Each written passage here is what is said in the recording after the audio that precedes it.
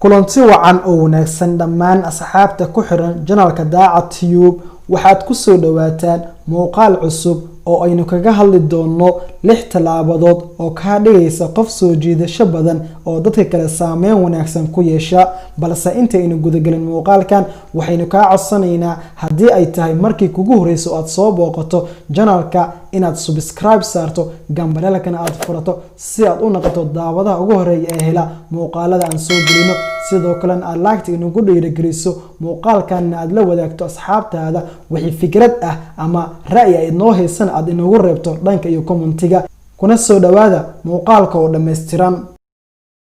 قد تلفونك سلفي توستات سوكا اوت بنانك اسكي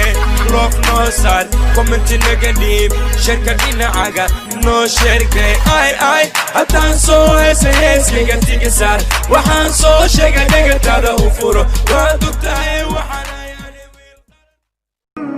qofka soo jiidashada badan waa qof awooda inuu dadka kale saameyn ku yeesho arintaas ayaa ka dhigaysa inuu si dadban u maamulo dadka ku xiran ee ku hareeraysan maadaama ay dadka oran jecel yihiin inay noqdaan kuwa soo jiidasho badan waxaan idiin soo gudbinayaa 6 talaabo oo ka dhigaysa qof soo jiidasho badan talaabada koowaad waxay noqonaysaa u dhaqan sida ay tahay dabeecadaada caadiga ah si aad ugu muuqato qof soo jiidasho badan kama dhigna inaad noqoto qof dhameystiran ama inaad ka badbadiso qosolka marka dadka kale u sheekeynayso arimahaasi dadka kale waxay u muuqanaysaa in aad tahay qof aan la xamili karin oo dhib badan sida darteeda si caadi ah u dhaqan oo wax walba dhexdhexaad ah ku noqdaan si aad dadka kale u soo jiidato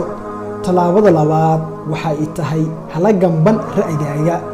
ra'yigaaga iyo fikirkaaga dadka kale way soo jiitaan ra'yigaaga ha u qarin adigoo ka baqaya ficil celinta dadka kale cid kale indho la'aan ha iska raacin oo cidna dameeri dhaan raac ha u noqon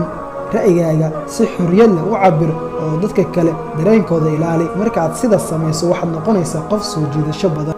talaabada saddexaad waa dadka oo dhan ixtiraam ilaalinta edebta iyo dhaqanka suuban waxay ka dhigaysaa qof soo jiidasho badan dadka oo dhan ixtiraam kan yar iyo kan weyn intaba dadka ugu yar naanasyadooda ugu fiican ku dadaal inaad salaanto oo aad u mahadceliso dadka kale caydana ka dheeraaw si aynay dadku ugu fogaan agtaada mar walba oo aad dadka ixtiraamto waxaad helaysaa shakhsiyaad soo jiidasho badan talaabada afraad waxay noqonaysaa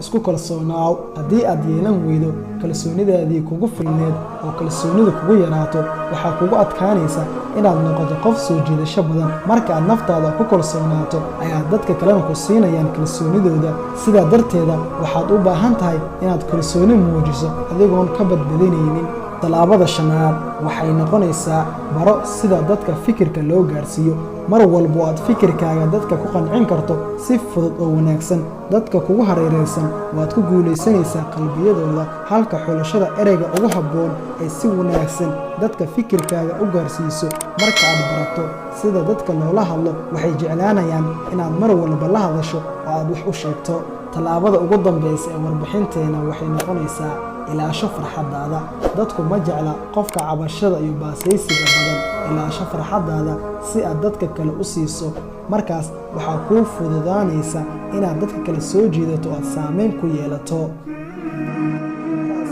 ugu eg tahay warbixintii ay idinku talagalay muuqaalkiisa xiga inta aan ku kulmi doono waxaan idin leeyahay sidaas iyo macno allah hana ka iloowina janaalkan inaad saartaan subscribe gambalelkana aad furtaan laagtana aad inagu dhiirigelisaan muuqaalkaana aad asxaabtiina la wadaagtaan sidoo kale wixii fikrad aad inoo haysana aad inagu reebto dhanka hoose